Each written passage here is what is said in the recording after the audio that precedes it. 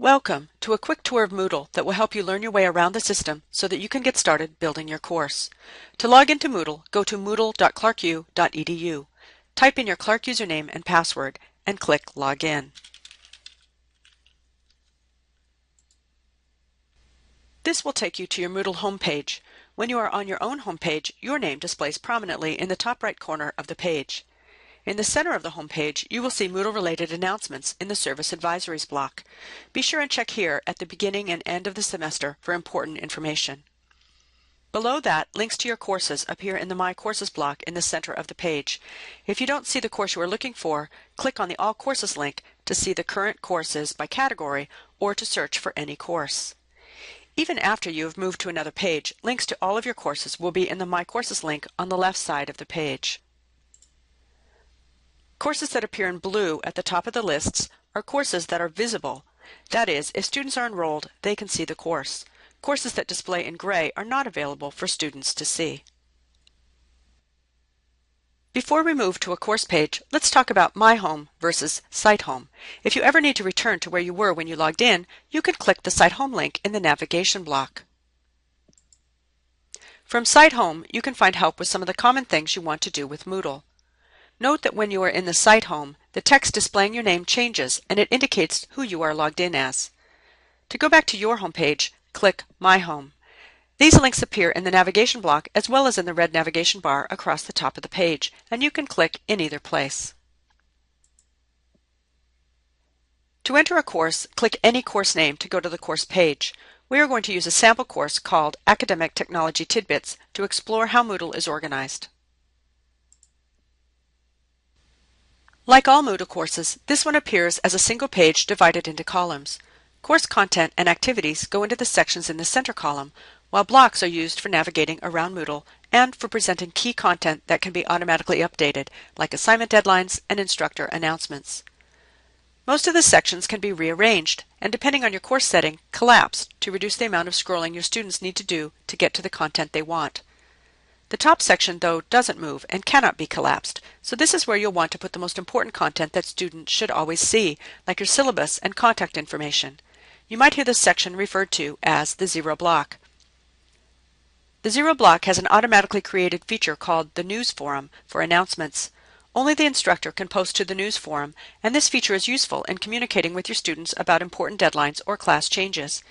If you want to email all of your class, please know that ITS also creates email distribution lists for each course. Check with Academic Technology if you want to know more about that. The blocks on the right, like Latest News, are used for presenting key course information, and many of them update automatically.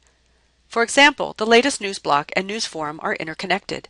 Links to the most recent announcements you have posted to your News Forum are also automatically added to the Latest News block.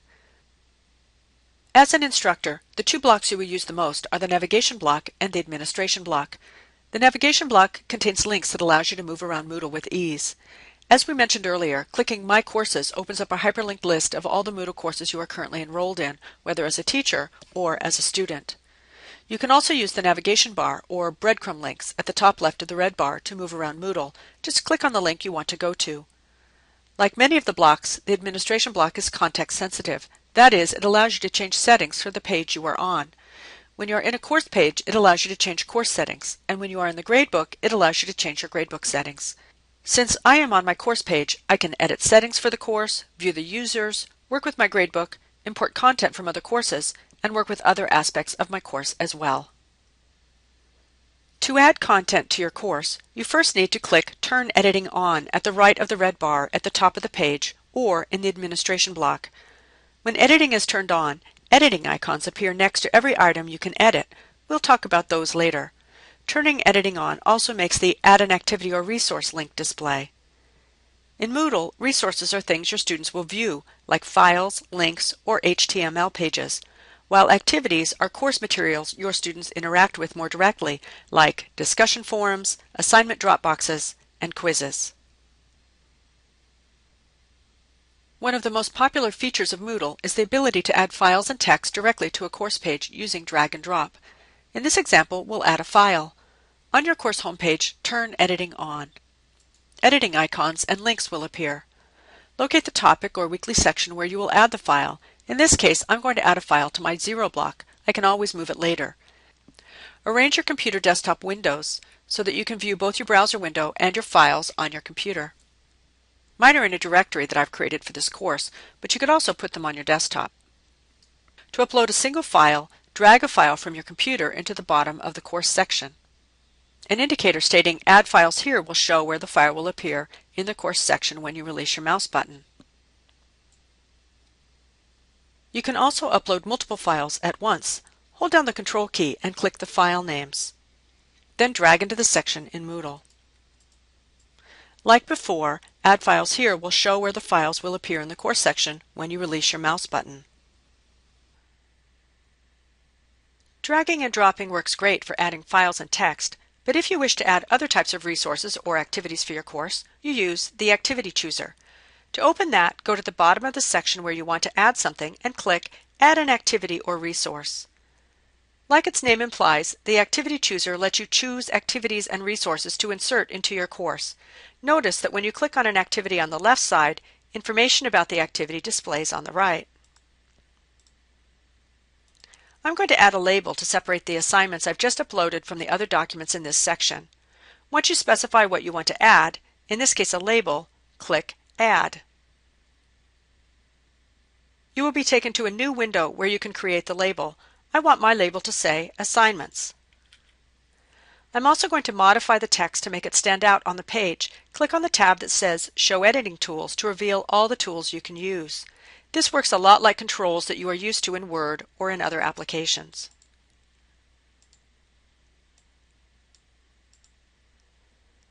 If you are not sure what something is on a page, look for a blue question mark. These icons appear throughout Moodle, and you can click on them to get more information. Once you have finished editing, make sure to save your changes before you leave the page. Notice that when I come back to the course page, the label I've created is at the bottom of the block. That's where new items always appear when you first create them, and we saw that before when we dragged files into this block. You can easily move them to a new location, and I'll do that in a minute. When editing is on, icons are visible next to everything that can be edited on your course homepage. The icons are standard throughout Moodle. And if you forget what a particular button does, hovering over the icon will tell you. You can indent an item on your page, and once it is indented, you can use the right and left arrows to indent and unindent an item, and the multidirectional icon to move an item to a new position on the page. I'm going to move my new label to a spot that makes more sense.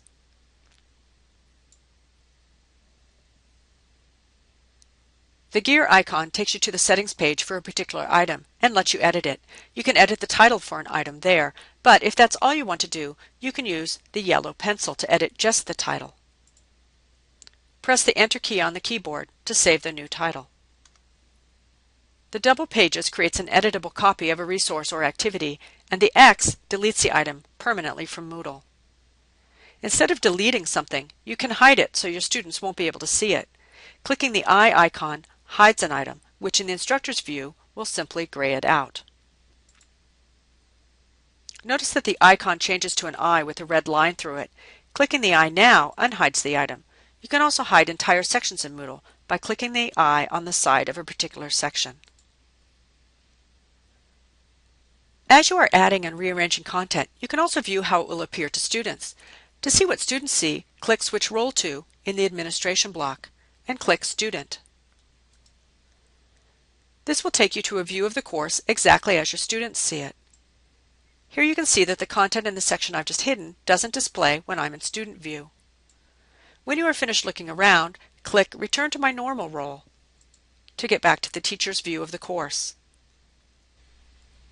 And that's it for our quick tour of Moodle. To recap, the navigation area and the breadcrumb trail will help you quickly find your way around the system. Inside courses, the bulk of your content will be made available to students using the Activities and Resources tools in the center column. And remember that you have to turn editing on to access those tools. Finally, whenever you are wondering what a course looks like to students, you can switch your role to view the course like they see it. If you have any questions about Moodle, please call or write the Academic Technology team. Until next time, happy Moodling!